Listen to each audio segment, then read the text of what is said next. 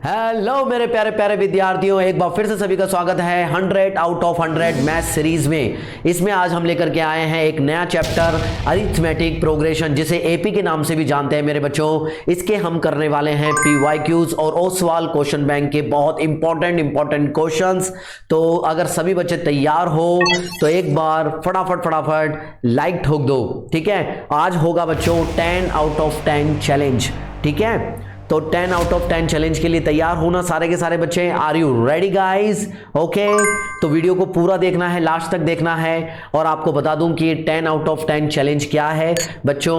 आपके हर एक क्वेश्चन की क्लैरिटी के बाद में आपको अपने आप को एक मार्क्स देना है। हर एक क्वेश्चन के बाद में एक मार्क्स देना है। वो क्लैरिटी या तो आपके क्वेश्चन की क्लैरिटी या तो आपकी पहले से रही हो, वो क्वेश्चन आपको पहले से आता हो, ठीक है, या फिर मेरे एक्सप्लेनेशन के बाद में उस क्वेश्चन में क्रिस्टल क्लियरिटी आ गई है, तो आपको एक क्वेश्चन के बाद में अपने आप को एक मार्क्स देना है। ऐसे करके 10 क्वेश्चन के बाद में आपको अपने आप को स्कोर देना है। अगर आपके 10 के 10 क्वेश्चन क्लियर हो गए हैं, समझ में आ गए हैं, तो आपको कमेंट बॉक्स में लास्ट में मुझे कमेंट करके बताना है कि मेरे सर 10 आउट ऑफ 10 है, मेरे 9 आउट ऑफ 10 है। सभी क्वेश्चन क्रिस्टल क्लियर होने चाहिए।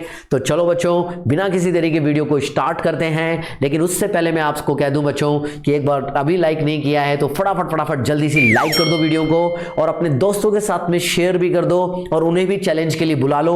हर एक जगह पर इस वीडियो को शेयर कर दो, और चैनल पर नए हो तो फटाफट सब्सक्राइब कर लो। तो चलो बिना किसी देरी के क्वेश्चन को शुरू करते हैं। आ जाओ स्क्रीन पर फटाफट, कम ऑन। तो बच्चों क्वेश्चन नंबर 1 सॉल्व करेंगे, ठीक है ना। अब इस क्वेश्चन को केयरफुली समझना ताकि आगे के क्वेश्चंस को करने में दिक्कत नहीं आए। तो क्वेश्चन के थ्रू हम कंसेप्ट भी समझेंगे। अब देखो क्वेश्चन में हमारे को क्या दे रखा है, विच टर्म। तो हमारे को टर्म निकालनी है कि कौन सी टर्म होगी ऑफ द एपी की वो कौन सी टर्म होगी, है ना, जिसमें एपी दे रखी है आपको 27, 24, 21, और ये अब चलती जा रही है। और उसके बाद में आपको दे रखा है इस जीरो। तो इस जीरो के बारे में पूछ रहा है वो कि ये जो जीरो आएगा वो कौन सी टर्म होगी। बताओ, सॉल्व करो, एक बार दिमाग लगाओ कैसे सॉल्व होगा। और जिसको नहीं आता एक बार देखो, अच्छे से समझो कैसे होगा। सबसे पहले हमारे को एपी सीरीज दे रखी है, क्वेश्चन क्या कह रहा है वो समझेंगे। एपी सीरीज को हम लिख लेते हैं। सर वो एपी सीरीज क्या है? एपी सीरीज हमारे को दे रखी है, मैं पेन चेंज कर लेता हूं, ठीक है ना। अच्छे से समझो, एपी सीरीज हमारे को दे रखी है 27, ठीक है, फिर उसके बाद में 24, फिर उसके बाद में 21, और फिर ये चलती जा रही है कहां तक चलती जा रही है हमें नहीं पता, लेकिन लास्ट टर्म हमारे को दे रखी है 0। और इस 0 के बारे में बोल रहा है कि ये कौन सी टर्म होगी। तो बच्चों हम मान लेते हैं कि ये टर्म कौन सी होगी बच्चों। इस टर्म का नाम दे देते हैं कि ये बच्चों एन टर्म होगी। मान लेते हैं ये एन टर्म है, ठीक है। और इस लास्ट टर्म हमारे को दे रखी है तो ये ए एन मान लेते हैं इसको। जैसे फर्स्ट टर्म को हम क्या बोलते हैं बच्चों, A1 बोलते हैं, यानी कि ए बोलते हैं। ऐसे ही हम लास्ट टर्म को क्या बोल देते हैं, एन टर्म को क्या बोल देंगे हम, AN बोल देंगे। तो AN हमारे को दे रखी है, ये हमारी लास्ट टर्म भी होती है जिसको L भी बोलते हैं। तो लास्ट टर्म क्या है बच्चों, 0 दे रखी है। हाँ सर 0 दे रखी है। तो कभी भी ध्यान रखना, जब भी आपको एन टर्म निकलवा रहा हो ना, तो एक फॉर्मूला होता है। वो फॉर्मूला कौन सा होता है, जल्दी से बताओ मेरे को, फॉर्मूला कौन सा होता है। जनरल फॉर्मूला लिख के बताओ, कम ऑन फटाफट याद करो जनरल फॉर्मूला। हाँ बच्चों, इस तरीके से फॉर्मूला होता है, AN is equal to A plus n-1 into D. इस फॉर्मूले को याद कर लो, अच्छे से याद कर लो, ठीक है। अब सुनो मेरी बात, अब एक एक करके इन सभी चीजों को देखेंगे बच्चों। AN मैंने आपको बता दिया 0 है, तो यहां लिखते जाओ। सर AN की वैल्यू कितनी है, AN की वैल्यू 0 है, जिसको हम लास्ट पद भी बोलते हैं, ठीक है। ए बच्चों A, बताओ इस एपी में A क्या है, बताओ इस एपी में A क्या है। A का मतलब होता है फर्स्ट टर्म मतलब बच्चों 27, ओके। A का मतलब होता है first term of the AP, यानी कि क्या दे रखा है 27, ओके। अब मेरे को बताओ यहाँ पर n तो बच्चों हमारे को निकालना है, ठीक है। एन टर्म तो पूछा है उसने कि वो कौन सी टर्म होगी, विच टर्म बोला है ना उसने, कौन सी टर्म होगी। अच्छा, और डी क्या है बच्चों, डी को क्या बोलते हैं, नीचे कमेंट बॉक्स में कमेंट करके बताओ, कम ऑन। डी को बोलते हैं बच्चों कॉमन डिफरेंस। एपी के अंदर कॉमन डिफरेंस होता है, इसको कॉमन डिफरेंस बोलते हैं। और ये एपी की हर टर्म के बीच में ये डिफरेंस कांस्टेंट होता है, सेम होता है। अच्छा, इसको निकालते कैसे हैं, बहुत सारे बच्चे इसमें गलतियां करेंगे। मेरे को एक बार जल्दी से बताओ कि इसमें डी क्या है, जल्दी से बताओ क्या है, कैसे निकालोगे आप डी। बहुत सारे बच्चे गलती करेंगे, कर रहे हो ना गलती। बताओ क्या लिखा तुम्हारे, +3 आ रहा है ना, नहीं +3 नहीं आएगा। आप सुनो कैसे निकालते हैं, हमेशा के लिए ध्यान रखो बच्चों।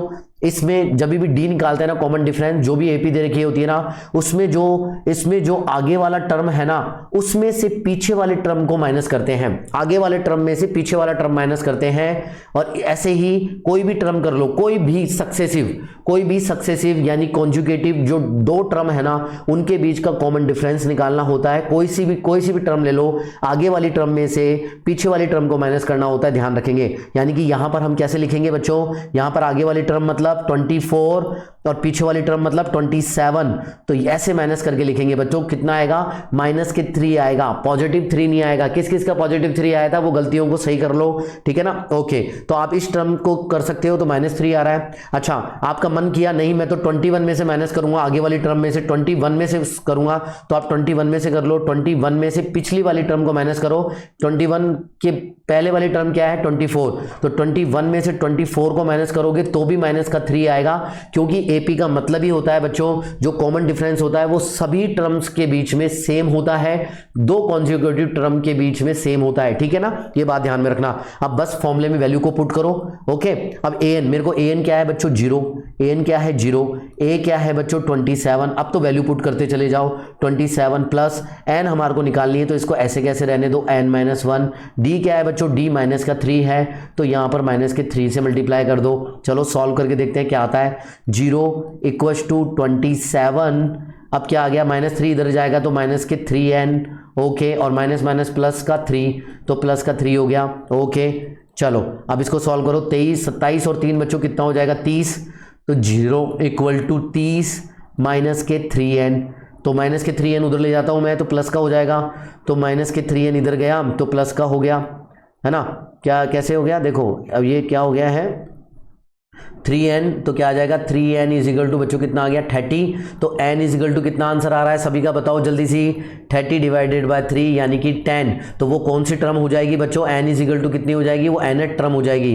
कौन सी टर्म हो जाएगी, nth, यानी कि 10वीं टर्म हो जाएगी। ओके, तो हम क्या कह सकते हैं कि जो हमारी a10 है, वो a10 क्या है बच्चों, 0, तो a10 क्या है 0, तो वो 10वीं टर्म है। तो इसका मतलब ये होता है, टर्म का मतलब ये होता है। आई होप कि आपको ये क्वेश्चन समझ में आया होगा। अब मेरे को स्कोर बताओ, अगर सब कुछ क्रिस्टल क्लियर हो गया, पहला क्वेश्चन क्रिस्टल क्लियर हो गया है, तो एक बार स्कोर देते चले जाओ साथ साथ कि क्या स्कोर रहा।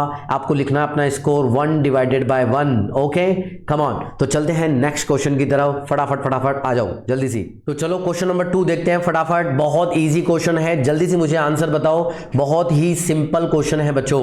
देखो यहां पर हमारे को बोल रहा है इन एन एपी के अंदर हमारे को क्या क्या चीजें दे रखी है बच्चों, डी दे रखा है, हमारे को n दे रखा है, हमारे को an दे रखा है, और हमारे से a पूछा है, ठीक है ना। आप एक गांठ बांध लो। अभी मैंने एक फॉर्मूला बताया था आपको जनरल टर्म का। एपी के अंदर जनरल टर्म का फॉर्मूला क्या होता है, जल्दी से बताओ, लिखो, नीचे लिखो कमेंट बॉक्स में, फटाफट अपनी कॉपी में लिखो, हर बार लिखना है ताकि याद रहे। जनरल टर्म का फॉर्मूला होता है बच्चों an = बच्चों क्या होता है, a + n-1 × d।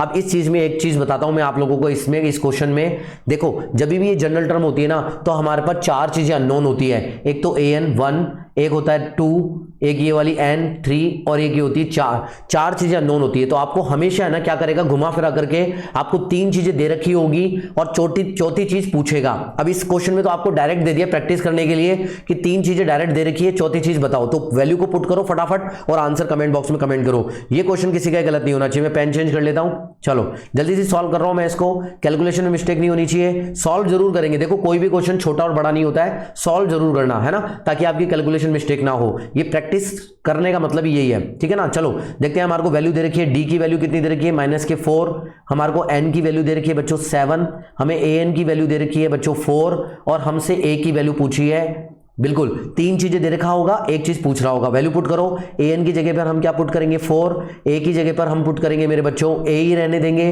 Plus N हमारे को दे रखा है कितना 7 -1, और डी की वैल्यू कितनी है -4। ओके, सॉल्व करो फटाफट। 4 का 4 रह गया ए, और यहां पर कितना हो जाएगा 7 चौक 28, माइनस के 28 आ गया, और ये कितना हो गया माइनस का प्लस, यानी कि कितना हो गया बच्चों, माइनस का प्लस यानी कि 4, प्लस के 4 हो गया। ओके, कोई दिक्कत नहीं, प्लस का 4 उधर गया बच्चों, तो 4 - 4 कितना हो गया बच्चों 0, और a माइनस 28 ये हो गया, तो ये कितना हो गया 0 is equal to a minus 28। तो a की वैल्यू कितनी आ गई बच्चों, a की वैल्यू आ गई है 28। आई होप कि किसी को यहाँ पर कोई दिक्कत नहीं होगी, कोई कैलकुलेशन में दिक्कत नहीं होगी। धीरे धीरे पढ़ेंगे ताकि हर एक चीज अच्छे से समझ में आए। तो सभी बच्चों का a इज इक्वल टू 28 आ रहा है क्या, फर्स्ट टर्म 28 आ रही है क्या, बिल्कुल। और अगर ये दोनों क्वेश्चन क्रिस्टल क्लियर हो गए हैं तो अपना स्कोर देना मत भूलिएगा। हर क्वेश्चन आपको अच्छे से क्रिस्टल क्लियर होना चाहिए। अगर क्रिस्टल क्लियर है तो 2/2 एक बार स्कोर नीचे कमेंट बॉक्स में जल्दी से लिखो, मैं वेट कर रहा हूं आपके स्कोर का। फटाफट लिखो ताकि कॉन्फिडेंस बढ़े, ठीक है ना।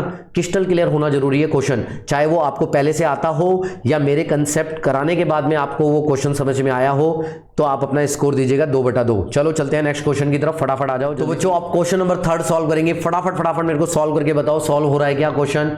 मेरे साथ बने रहो, बहुत अच्छे से मैं इस क्वेश्चन को समझाऊंगा। देखो बहुत इजी वे में समझेंगे। देखो क्वेश्चन क्या कह रहा है, how many 2 digits number are divisible by 3। तो इसमें हमें एपी बनानी है, ध्यान रखना। इसमें हमारे को एक एपी की सीरीज बनानी है, तो कैसे बनाएंगे, हमारे को क्या क्या हिंट दे रखे हैं पहले वो लिख लो। हमें 2 डिजिट के नंबर्स की बात कर रहा है, तो मैंने हिंट लिख लिया 2 digit number. Okay 2 digit number, चलो 2 डिजिट नंबर होने चाहिए, यस सर। और क्या होना चाहिए, डिविजिबल बाय 3, ठीक है। तो डिविजिबल बाय 3 भी होना चाहिए, ये दोनों कंडीशन फुलफिल होनी चाहिए। डिविजिबल बाय 3, तो ये दोनों कंडीशन हमें फुलफिल करनी है, ठीक है ना।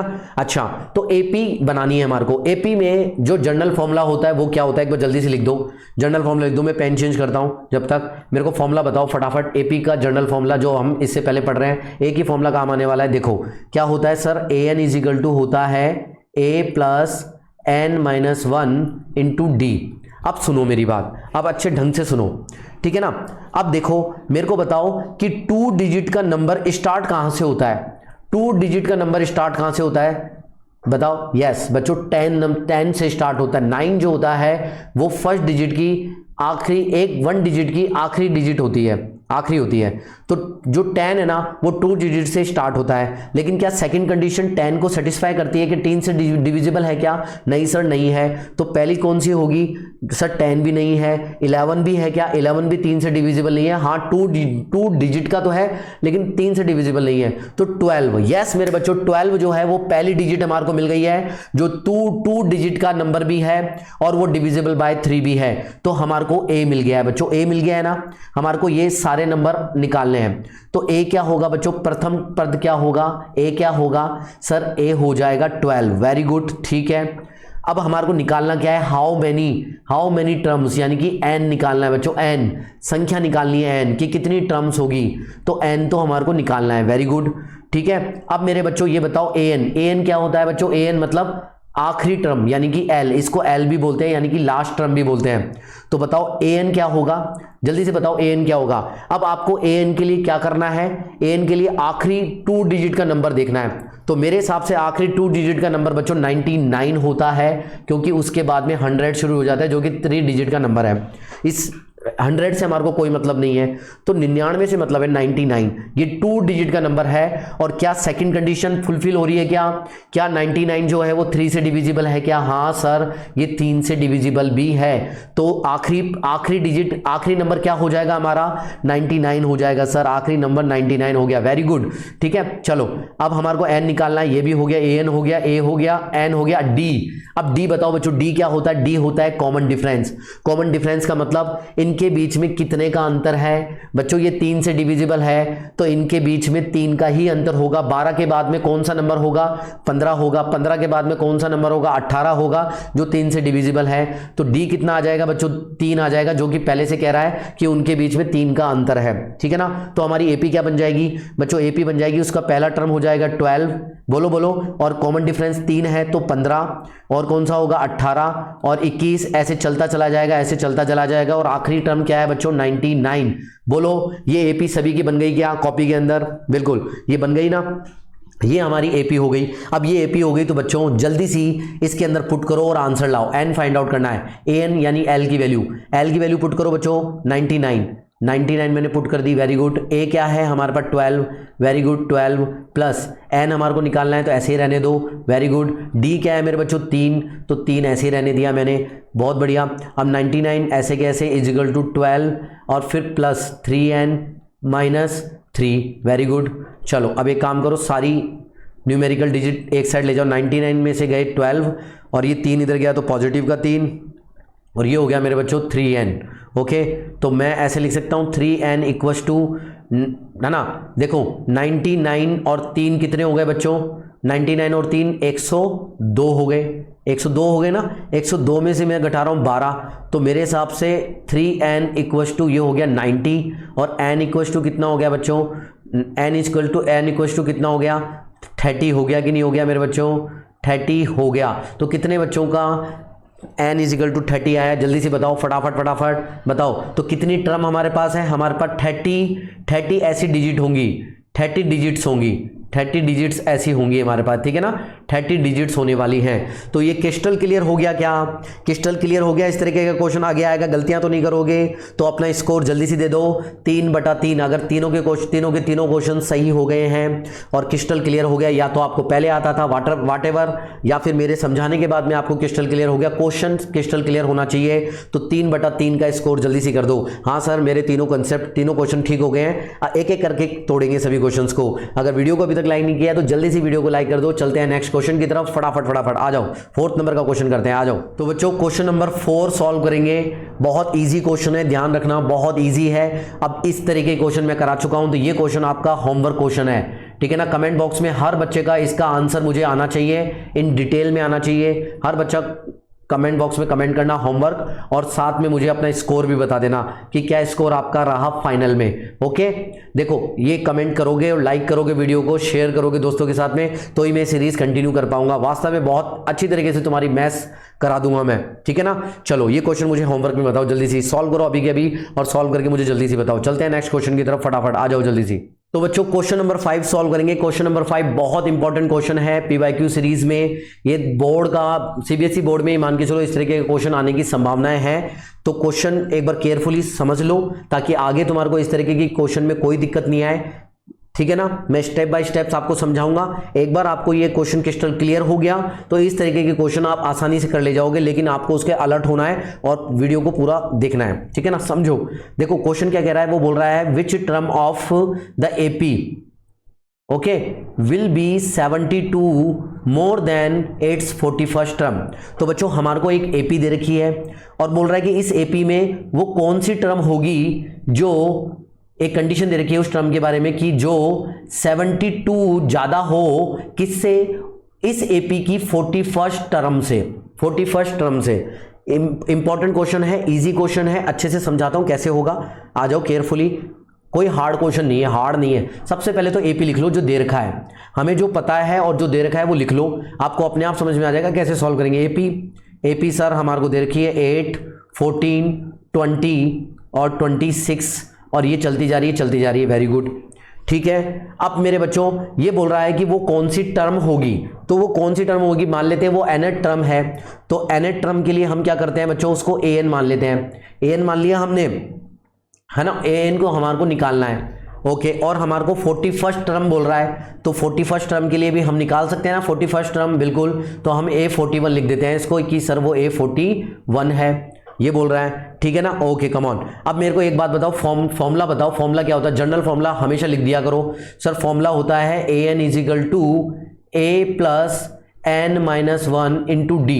देखो फॉर्मूला लिखने का फायदा क्या है, फॉर्मूला लिखने का फायदा यह है कि आपको पता चल जाता है कि हमें क्या क्या चीजें चाहिए। अब देखो a पता लग जा रहा है, क्या एपी हमारे को दे रखी है तो a पता लग जाएगा। a क्या होता है, फर्स्ट टर्म, तो फर्स्ट टर्म हमारे को 8 दे रखी है, तो a पता है हमारे को, लिख लो जल्दी से, a इजिकल टू 8 होता है। और क्या पता है हमारे को, an हमने मान लिया, n हमें पता करना है, n हमें पता करना है, d बच्चों d पता है ना बच्चों। d क्या होता है, d कॉमन डिफरेंस होता है। तो कॉमन डिफरेंस जल्दी से बताओ बच्चों, कॉमन डिफरेंस याद रखना, बच्चे गलतियां करते हैं। आपको आगे वाली टर्म जो होती है ना उसमें से पीछे वाली टर्म को माइनस करना है, यानी कि 14 में से 8 माइनस करना है।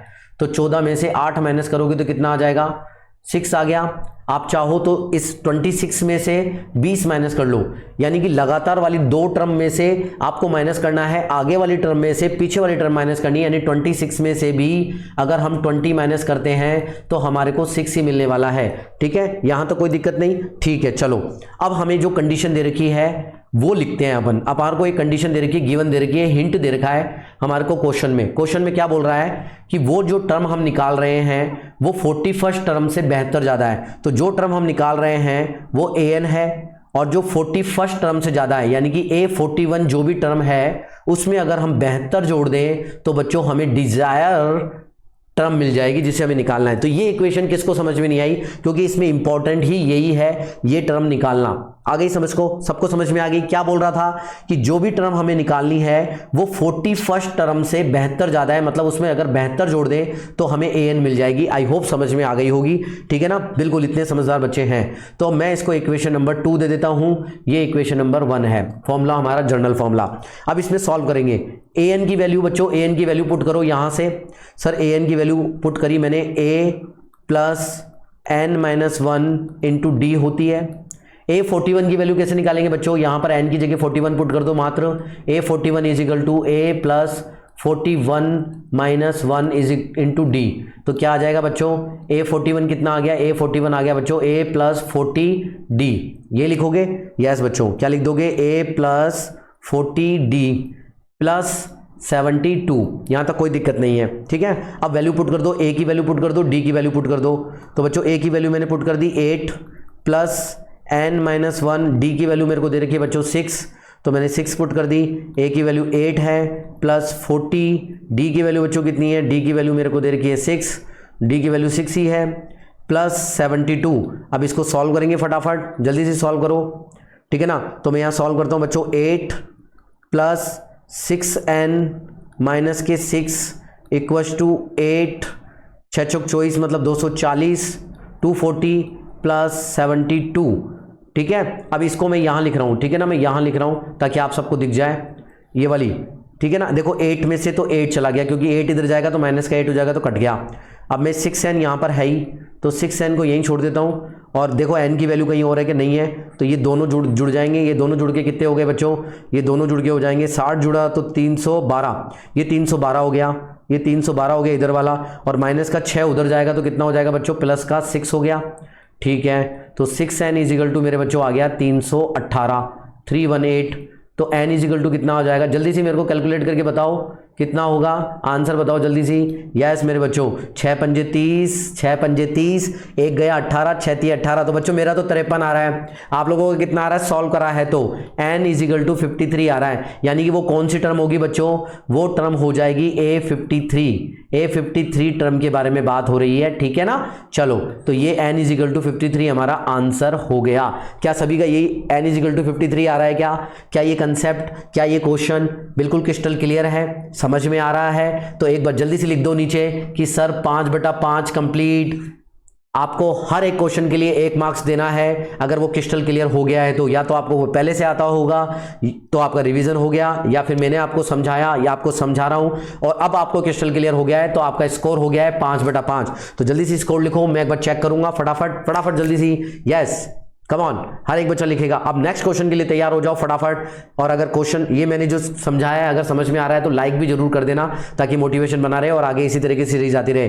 बिल्कुल चलते हैं नेक्स्ट क्वेश्चन की तरफ, जल्दी से आ जाओ फटाफट। तो बच्चों अब क्वेश्चन नंबर 6 सॉल्व करेंगे, बहुत इंपॉर्टेंट क्वेश्चन है, अच्छे से सॉल्व करेंगे, देखो ठीक है ना। आ जाओ, देखो क्वेश्चन क्या कह रहा है, क्वेश्चन कह रहा है कि for what value of k, हमें k की वैल्यू को फाइंड आउट करना है। अगर हमें कुछ टर्म्स दे रखी हो k + 9, 2k-1 and 2k+7 are the consecutive terms. Consecutive terms का मतलब होता है लगातार वाली टर्म्स हमारे को दे रखी है कि ये लगातार 3 टर्म्स हमें पता है एपी की। तो आप बताओ बच्चों k की वैल्यू क्या होगी। एक कंसेप्ट छुपा है इसके अंदर, बताओ बच्चों कैसे सॉल्व करेंगे। बहुत शॉर्ट तरीके से सॉल्व करेंगे, अगर कंसेप्ट आपके क्लियर है तो आप मुझे बता दोगे। देखो घबराओ मत, ये हमें कांस्टेंट के रूप में दे रखी है, हमने जो पहले सॉल्व किया है वैसे ही सॉल्व करेंगे। देखो आ जाओ जल्दी से, मुझे बताओ कोई बच्चों को हिंट मिल गया क्या कैसे सॉल्व करेंगे, बताओ बचाओ। एक ऐसी चीज होती है एपी के अंदर जो कॉन्जिक्यूटिव टर्म्स के बीच में हमेशा बराबर होती है, कांस्टेंट होती है, बताओ वो क्या होता है, वो क्या होता है बताओ। एपी में लिख देता हूं, एपी की तीनों टर्म लिख देता हूं। कॉन्जिक्यूटिव टर्म हमारे को दे रखी है सर k+9, 2k-1 और हमारे को दे रखी है 2k+7, ठीक है ना। और हमें कुछ भी नहीं बता रखा। देखो इस कॉन्जिक्यूटिव टर्म्स का मतलब है कि उसने कोई भी 3 टर्म हमारे को दे रखी है लगातार वाली। जरूरी नहीं कि ये शुरुआत से हो, एंडिंग इसकी हो रही हो, ये पूरी नहीं है, बस उसने कह दिया कि मैंने आपको 3 टर्म दी है जो कि एपी में है, है ना। अब इससे पहले क्या था, बाद में क्या था, ये पूरी है, कोई इंफॉर्मेशन हमारे पास नहीं है, तो फिर कैसे सॉल्व करेंगे। के की वैल्यू कैसे निकालेंगे बच्चों, के की वैल्यू ऐसे निकालेंगे बच्चों कि कभी भी ध्यान रखना कि एपी में डी जो होता है ना, डी जो होता है बच्चों, डी एक कॉमन डिफरेंस होता है। ये क्या होता है बच्चों, कॉमन डिफरेंस होता है, और ये पूरी एपी में बराबर होता है, ठीक है। तो बताओ, अगर मैं इस आगे वाली टर्म में से पीछे वाली टर्म घटाऊंगा तो भी हमें क्या मिलेगा बच्चों, डी मिलेगा, और अगर मैं इस वाली टर्म में से इस वाली टर्म को घटाऊंगा तो भी हमें डी मिलेगा। तो हम कह सकते हैं बच्चों, तो मैं जब इन दोनों को बराबर पुट कर दूंगा, D is equal to D होने वाला है, तो दोनों को बराबर पुट करके अगर मैं आंसर निकालूंगा तो मेरा आंसर आ जाएगा। तो सॉल्व करो फटाफट, ठीक है ना। अब मैं कहूंगा कि अगर ये दोनों एपी में, लिख देना, अगर ये दोनों एपी में है तो डी इज इक्वल टू क्या होगा बच्चों, आगे वाली टर्म में से पीछे वाली टर्म घटानी है, तो 2k-1, ठीक है ना, और फिर उसके बाद में माइनस, और फिर आ जाएगा k+9, ठीक है, ये चीज हो गई। तो चलो जल्दी से सॉल्व करते हैं। d इज इक्वल टू कितना आ जाएगा सर, 2k-1 माइनस के k और माइनस के 9, यानी कि बच्चों 2k में से k गया तो k, और क्या आ जाएगा माइनस के 10। तो d इज इक्वल टू मेरा क्या आ गया, एक बार तो आ गया ये वाला, इक्वेशन नंबर 1 दे देता हूं, ठीक है ना। दोबारा मेरा d क्या आ जाएगा, दोबारा मेरा d आ जाएगा बच्चों आगे वाली टर्म में से पिछली वाली टर्म, यानी कि 2k+7 में से अगर मैं घटाता हूं 2k-1 को, क्या घटा देता हूं 2k-1 को, तो बताओ सॉल्व करो क्या आ रहा है सर, 2k+7 माइनस 2k+1, ठीक है। तो बच्चों 2k से 2k कट गया मेरा, और 7+1 यानी कि 8 बच गया, तो d इज इक्वल टू एक आ रहा है 8, ठीक है ना। ये हो गया मेरी इक्वेशन नंबर 2, ठीक है ना। तो d is equal to k-10, d is equal to 8, तो मैं 1 और 2 को बराबर पुट कर सकता हूं, तो 1 इक्वल्स टू 2 पुट करने के बाद, क्योंकि दोनों के दोनों क्या है बच्चों, d है, तो मैं लिख सकता हूं सर k-10 इक्वल्स टू कितना हो जाएगा 8, ठीक है ना। तो बच्चों मेरे को जल्दी से बताओ k इज इक्वल टू कितना आया 18, क्या सभी बच्चों का k इज इक्वल टू 18 आया, समझ में आ गया क्वेश्चन, क्रिस्टल क्लियर, हर एक चीज समझ में आ रही है ना। बस आपको कंसेप्ट सही होने चाहिए, प्रैक्टिस अच्छे से कर लो, और माइनस प्लस में गलतियां मत करना, अपने आप तुम्हारे 100/100 मार्क्स आ जाएंगे।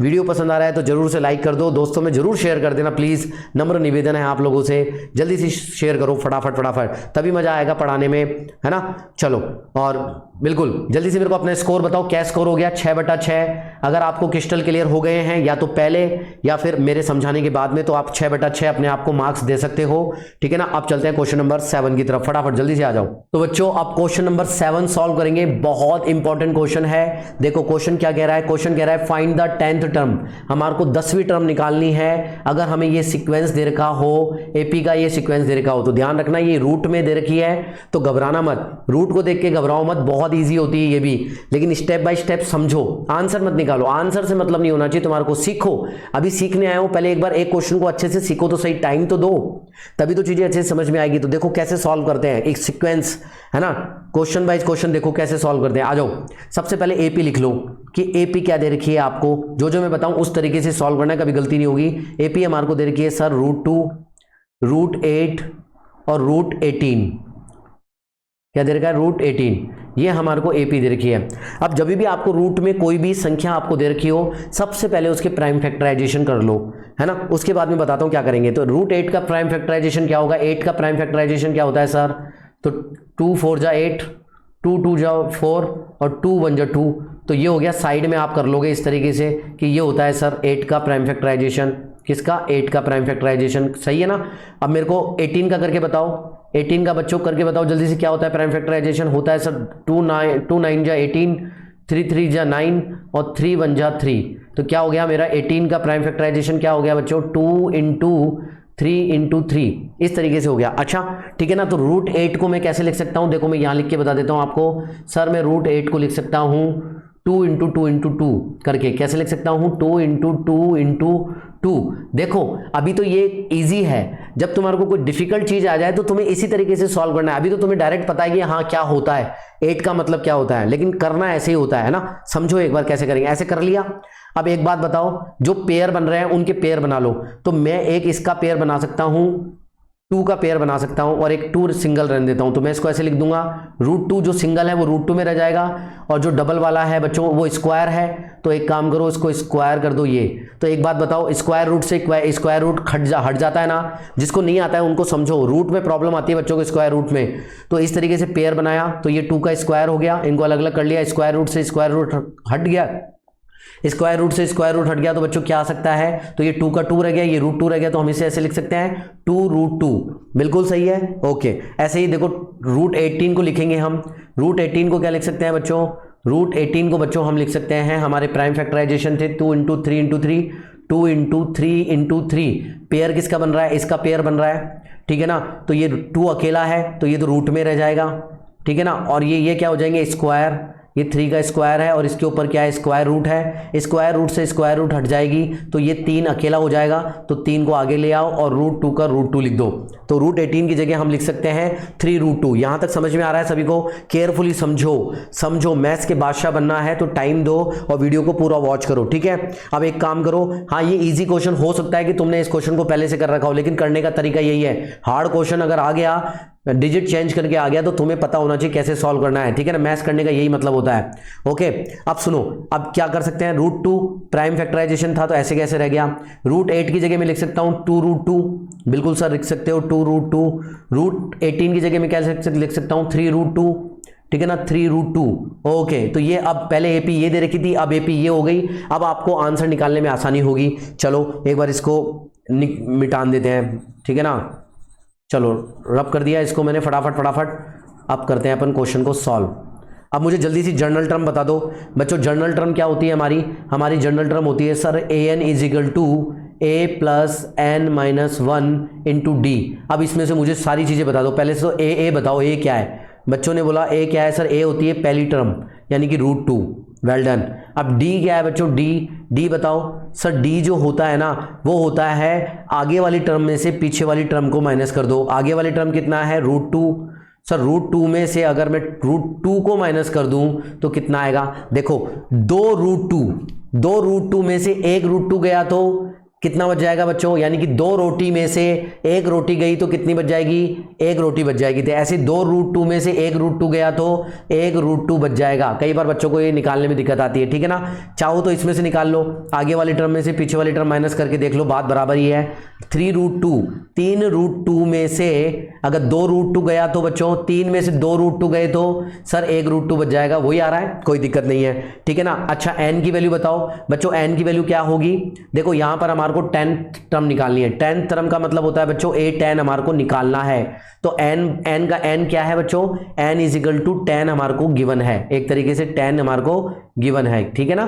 n = 10 कितना है, n = 10 और A10 हमारे को निकालना है, ये हमारे को निकालना है, ये हमें पता चल गया, ये भी चल गया और ये भी चल गया। वैल्यू पुट करो और आंसर लाओ। चलो जल्दी सी मैं यहाँ सॉल्व कर देता हूँ, ठीक है ना। an तो हमारे को निकालना है, यानी कि 10th टर्म हमारे को निकालनी है। a की वैल्यू बच्चों कितनी है, √2, तो बच्चों मैंने √2 यहाँ पर पुट कर दिया, प्लस n क्या है मेरे बच्चों, जल्दी से बताओ n क्या है, सर n 10 है, सर 10 पुट कर दिया, माइनस के 1 आ गया। और d की वैल्यू सर √2 है, तो √2 मैंने यहाँ पर पुट कर दिया। अब जल्दी से सॉल्व करो, ठीक है ना। √2 प्लस ये कितना हो जाएगा बच्चों, ये कितना हो गया, 10 में से 1 गया तो 9, तो ये हो गया 9√2। तो 9√2 प्लस 1 √2 कितना हो जाएगा, 9 और 1 10, तो ये बच्चों हो गया 10√2। अच्छा यहां तक कितने बच्चों को सही आंसर आ रहा है बताओ जल्दी से, यही आंसर आ रहा है, ठीक है। अब इसको हम चेंज भी कर सकते हैं। मान लो तुमसे ऑब्जेक्टिव में तो ऑप्शंस दे रखे होते हैं ना, मान लो वो 10√2 ना दे रखा हो, तुम सॉल्व कर लो 10√2, तो तुम्हें इसे चेंज करना भी आना चाहिए, है ना। सब्जेक्टिव में तो आप यहाँ पे छोड़ के आओगे तो भी फुल मार्क्स मिल जाएंगे। अब इसे चेंज भी कर सकते हो।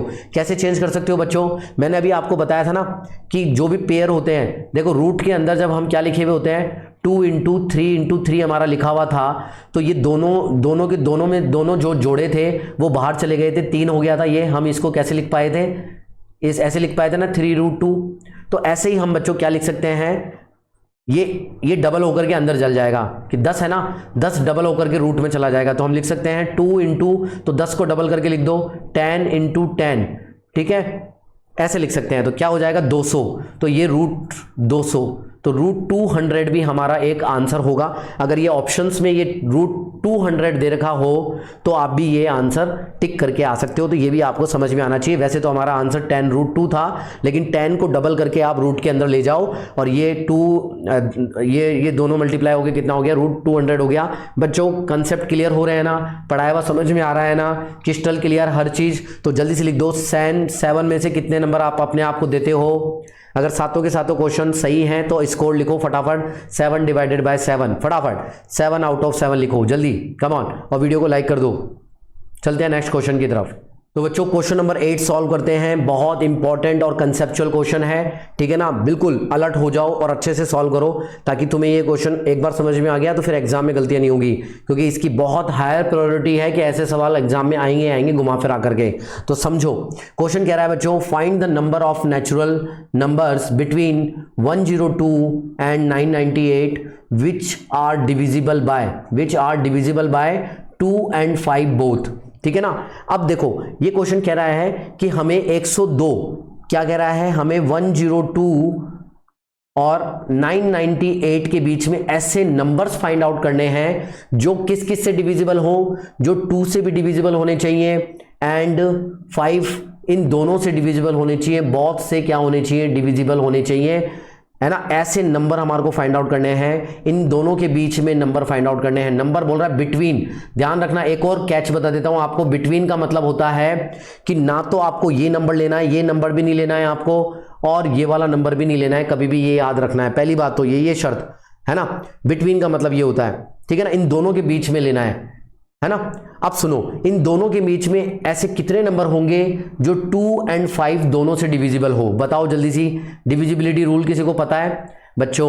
वो ऐसे नंबर होंगे, लिख लो, वो ऐसे नंबर होंगे कि जो भी नंबर इन दोनों के बीच में, जो भी नंबर है ना, अगर 0 से एंड हो रहा हो तो वो नंबर किससे एंड होना चाहिए बच्चों? Ends with zero. तो वो नंबर किससे एंड होना चाहिए बच्चों? 0 से एंड होना चाहिए, यानी कि उसके लास्ट में 0 होगा, तो वो नंबर डेफिनेटली 2 and 5 दोनों से डिविजिबल होगा। आई होप कि ये बात आपको समझ में आ गई होगी। अब मेरे को बताओ 102 के बाद में पहला नंबर कौन सा आएगा जिसमें 0 आएगा? तो मेरे बच्चों शायद वो 110 होगा। तो मैं लिख सकता हूं वो 110 होगा हमारा डिजायर्ड नंबर। बिल्कुल बच्चों 110 होगा।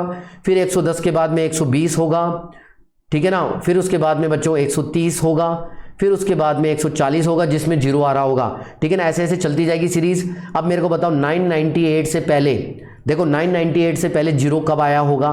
सर 998 से पहले 990 रहा होगा, तो हमारी सीरीज का एंड कहां पर हो जाएगी? सर 990 पर हो जाएगी। क्यों? क्योंकि 990 के बाद में जो भी 0 आएगा उससे हमें कोई मतलब नहीं है, क्योंकि हमें 102 और 998 के बीच में हमारे डिजायर्ड नंबर लेने थे। हमने डिजायर्ड नंबर ले लिया और अब हमारी ये एपी बन गई है ना बच्चों। यहाँ तक सभी को आंसर समझ में आ गया होगा। यही कैच था, आपको ये पता होना चाहिए कि 2 और 5 का डिविजिबिलिटी रूल क्या है, दोनों का साथ में डिविजिबिलिटी रूल ये है कि ऐसा नंबर अगर वो नंबर 0 के साथ में एंड हो रहा हो तो वो नंबर 2 और 5 से डिविजिबल होगा। बस ये चीज हो गई। अब हमारा जनरल फॉर्मूला लिख दो जल्दी सी एपी का। सर एपी का जनरल फॉर्मूला होता है an = a + n-1 × d। ये लिखा करो हमेशा, ठीक है। चलो मेरे बच्चों यहां पर देख करके बताओ कि a क्या होगा बच्चों। a की वैल्यू क्या होगी बच्चों? बोल रहे हैं सर a की वैल्यू होगी 110। बिल्कुल मेरे बच्चों। अब यहां से देख करके बताओ d क्या होगा बच्चों? d बच्चों इन दोनों के बीच का अंतर, यानी कि 120 - 110, यानी कितना आ गया? 10 आ गया। Very good. अब मेरे को बताओ n क्या होगा? n तो हमारे को निकालना है, नंबर पूछा यानी कि n निकालना है बच्चों। अब बताओ और क्या बचा? an क्या होगा बताओ? यहां पर an क्या है बच्चों? an मतलब लास्ट पद, ये लास्ट वाला जो लास्ट में आया ना, हमारे को an पता है। l मतलब लास्ट टर्म, तो लास्ट टर्म कितना है? 990। तो हमें 4 चीजों में से 3 चीजें पता है। देखो ये भी पता है, ये भी पता है और ये भी पता है, और हमारे को n निकालना है। तो निकाल सकते हैं। वैल्यू पुट करो। an की वैल्यू कितनी है बच्चों? 990। बिल्कुल सर मैंने 990 पुट कर दी। इक्वल टू a की वैल्यू कितनी है सर? 110। तो 110 भी पुट कर दिया, प्लस n निकालना है तो इसको ऐसे रहने दो, n-1। d की वैल्यू बोलो सर। d की वैल्यू तो 10 है। बिल्कुल सर 10 है, बहुत बढ़िया। सॉल्व करो सर। 990 = 110 प्लस 10n माइनस के 10, तो 110 में से 10 गया तो कितना आ जाएगा बच्चों, 990 तो रह गया। 110 में से 10 गया तो ये हो गया 100 प्लस 10n। तो एक काम करते हैं, 10n को इधर ही रहने देते हैं और 990 में से 100 घटा देते हैं। तो 990 में से 100 गया तो कितना आ जाएगा, 990 में से 100 गया तो बताओ जल्दी सी, 990 में से 100 गया तो 890, और n की वैल्यू बताओ कितनी आ जाएगी सर, n की वैल्यू आ जाएगी 890 डिवाइडेड बाय 10। तो 10 कट गया, ये 0 से 0 कट गया, तो n इजिकल टू कितना आ गया बच्चों, 89। मतलब ऐसे कितने नंबर होंगे बच्चों, कितने नंबर होंगे, 89 नंबर होंगे। यानी कि इस सीरीज के अंदर बच्चों ऐसे 89 नंबर्स होंगे जो 2 और 5 दोनों से मिलकर के डिविजिबल होंगे। ठीक है ना, बिल्कुल दोनों से मिलकर डिविजिबल होंगे। क्या यही आंसर आ रहा है सभी का 89? जल्दी बताओ। ठीक है ना, अगर सभी का आ रहा है और क्रिस्टल क्लियर हो गया है, समझ में आ गया है, तो बच्चों सारे बच्चे लिख दो एक बार फटाफट, 8 डिवाइडेड बाय 8। ठीक है ना, ये मैटर नहीं करता है कि आपको ये क्वेश्चन पहले से आता था या नहीं आता था, लेकिन मेरे समझाने के बाद में अब आपको क्रिस्टल क्लियर हो गया है ना। बस ये बता दो 8/8 कितने क्वेश्चन क्रिस्टल क्लियर हो चुके हैं, तो 8 डिवाइडेड बाय 8 लिख दो। और जो बच्चे लेट ज्वाइन हो रहे हो तो वो वीडियो शुरुआत से देखो और फिर उसके बाद में अपना स्कोर लिखो। ठीक है ना, बिल्कुल। चलो बच्चों, लाइक नहीं किया है तो जल्दी से लाइक कर दो फटाफट। ओके, चलते हैं नेक्स्ट क्वेश्चन की तरफ, जल्दी आ जाओ। तो बच्चों क्वेश्चन नंबर 9 सॉल्व करेंगे। बहुत इंपॉर्टेंट क्वेश्चन है, देखो बहुत मजेदार क्वेश्चन है। देखो क्या कह रहा है बच्चों, शो डैट, ये टर्म्स कुछ 3 टर्म दे रखी है हमारे को, a माइनस बी का whole square, A square plus B का whole square and A plus B का होल स्क्वायर। ये जो तीनों टर्म है ये कॉन्जिक्यूटिव टर्म्स हैं, यानी कि लगातार टर्म्स हैं। ठीक है ना, अब हमारे को ये बोल रहा है कि ये शो करके बताओ, ये बताओ कि ये एपी होगी या नहीं होगी। अब हमें बताना है कि एपी होगी या नहीं होगी। चलो तुम लोगों से एक क्वेश्चन पूछता हूं, मजेदार क्वेश्चन। मुझे बताओ कि एपी कौन बनाता है, ऐसी कौन सी इंपॉर्टेंट चीज है जो एपी को एपी बनाती है, बताओ बताओ बताओ बच्चों। इसका आंसर होना चाहिए कॉमन डिफरेंस। तो आपको पता ही होगा कि जो कॉमन डिफरेंस है ना, यानी कि डी जिसको हम बोलते हैं, यही इंपॉर्टेंट होता है एपी के अंदर। इसको यही एपी को एपी बनाता है। क्यों बनाता है सर, कैसे बनाता है सर? अगर कोई सीक्वेंस हमारे को दे रखा हो और हमें पता करना हो कि ये एपी होगी या नहीं होगी, तो बच्चों आप क्या करोगे, उस सीक्वेंस के अंदर कोई भी 2 कॉन्जिक्यूटिव टर्म्स ले लो। कॉन्जिक्यूटिव टर्म्स का मतलब लगातार कोई सी भी 2 टर्म ले लो, है ना। अब उसके अंदर एक डिफरेंस निकालो उन दोनों नंबरों के बीच में, यानी कि आगे वाली टर्म्स में से पीछे वाली टर्म्स को माइनस कर दो, तो जो भी डिफरेंस आएगा ना, वो जो आगे की 2 जो और नेक्स्ट जो आप कॉन्जिक्यूटिव टर्म्स लोगे उनमें जो डिफरेंस होगा ना वो बराबर होता है। मतलब पूरी एपी के अंदर 2 कॉन्जिक्यूटिव टर्म्स को माइनस करने पर या डिफरेंस निकालने पर जो भी डिफरेंस आता है मेरे बच्चों, वो पूरी एपी में कांस्टेंट होता है, यानी कि डी कांस्टेंट होता है। अब हमारे को यहां पर 3 टर्म दे रखी है। 3 टर्म कौन कौन सी दे रखी है बच्चों? हमारे को दे रखी है a माइनस बी का होल स्क्वायर, और हमारे को सेकेंड टर्म दे रखी है a square plus B square. ठीक है, और हमारे को थर्ड टर्म दे रखी है ए प्लस बी का होल स्क्वायर। अब हमें बच्चों ये बताना है कि ये एपी में है या नहीं है। ठीक है ना, तो अब हम कॉमन डिफरेंस, यहां पर जो भी कंसेप्ट लगेगा ना वो लगेगा कॉमन डिफरेंस का। ठीक है ना, तो हम एक बार निकालेंगे D1 कैसे निकालेंगे बच्चों? D1 हम निकालेंगे, आगे वाली टर्म में से पीछे वाली टर्म को माइनस करेंगे।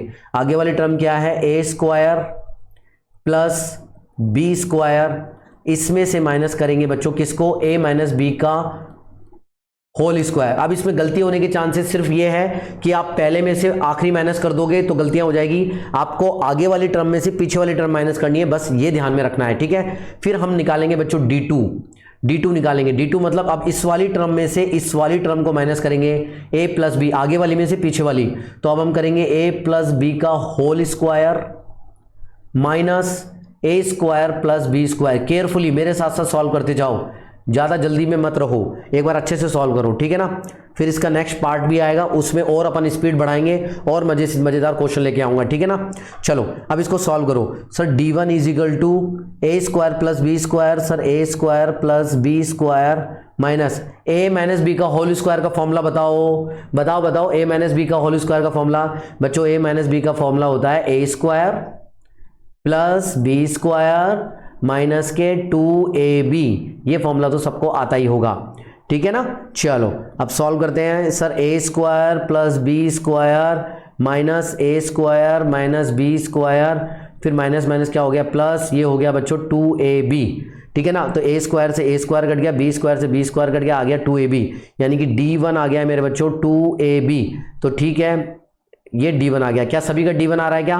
देखो स्टेप बाय स्टेप चलो, है ना, माइनस प्लस में गलतियां मत करना। d1 सभी का 2ab आ रहा है क्या? जल्दी बताओ, सॉल्व कर लिया ना कॉपी में सॉल्व करो, देखो मत, सॉल्व करो साथ साथ, ठीक है। चलो अब d2 करते हैं। d2 को सॉल्व करो मेरे साथ साथ, कहाँ गलतियां हो रही है वो भी नोट करो। a प्लस बी का होल स्क्वायर का फॉर्मूला बताओ, लिखो क्या होता है? a square plus B square plus 2ab, यही होता है, बिल्कुल ठीक है। माइनस ए स्क्वायर माइनस का बी स्क्वायर, ठीक है। चलो a स्क्वायर से बच्चों a स्क्वायर कट गया, b स्क्वायर से बच्चों b स्क्वायर कट गया, तो d2 मेरा बच्चों क्या आ गया है? 2ab। क्या आपका भी 2ab आ रहा है? सर a2ab ही आ रहा है। और हम देख के बता सकते हैं कि इक्वेशन नंबर 1 और इक्वेशन नंबर जो 2 है बराबर है, यानी कि हम कह सकते हैं d1 is equal to d2। अगर ऐसा है तो हम कह सकते हैं कि दिस टर्म्स, जो हमें जो तीनों टर्म्स दे रखी है, दो तीनों कॉन्जिक्यूटिव टर्म्स दे रखी है, आर इन एपी। तो दीज टर्म्स, तो these above these terms are in AP, ऐसे जरूर लिखना आप, ठीक है ना। एपी में है ये सभी। तो सभी को ये कंसेप्ट समझ में आ गया होगा। इजी क्वेश्चन था, अच्छा क्वेश्चन था, मजा आ रहा है ना क्वेश्चन करने में। जल्दी से मेरे को बता दो कि 9 में से कितने क्वेश्चन सही किए, बताओ। सही नहीं तुम्हारे को समझ में आ गए ना। आपको 1 नंबर तब देना है जब आपको क्रिस्टल क्लियर हो जाए, आपको समझ में आ जाए कि हाँ ऐसा क्वेश्चन एक बार और मिलेगा तो हम गलतियां नहीं करेंगे। तो जल्दी से स्कोर बता दो कि 9/9 है ना, और लाइक की संख्या बता दो यार। लाइक का टारगेट पूरा करना है अपन को। फटाफट शेयर करो और लाइक कंप्लीट करो फटाफट। लाइक करे बिना रहना ही नहीं है इस वीडियो को, तभी तो ये वीडियो लगातार आते रहेंगे आपके एग्जाम टाइम तक, ठीक है। चलो चलते हैं नेक्स्ट क्वेश्चन की तरफ। आखिरी क्वेश्चन होगा, मजेदार क्वेश्चन होगा, कम ऑन आ जाओ। तो बच्चों क्वेश्चन नंबर 10 सॉल्व करेंगे फटाफट, बहुत आखिरी क्वेश्चन है, अलर्ट होके बैठ जाओ। क्वेश्चन नंबर 10 करेंगे। देखो क्वेश्चन क्या है, क्वेश्चन कह रहा है विच टर्म ऑफ एपी। ये हमारे को एक एपी दे रखी है, ठीक है ना। आपको बताना है कि वो कौन सी टर्म ऐसी होगी जो 120 more than it's 21st term, यानी कि ऐसी कौन सी टर्म होगी, ये एपी अगर हमारे को दे रखी है तो ऐसी वो कौन सी टर्म होगी जो 21st टर्म से 120 ज्यादा हो, ठीक है। तो आपको याद आ गया, इससे पहले मैंने एक क्वेश्चन करवाया है सेम डिट्टो। उस क्वेश्चन का नंबर बताओ मेरे को, किसी को याद हो तो। देखो मैं आपको बता देता हूं, क्वेश्चन नंबर 5, ठीक है ना, इससे जस्ट पहले मैंने करवाया है। अगर आपने किया है तो ये अब आपके लिए होमवर्क क्वेश्चन है, प्लीज।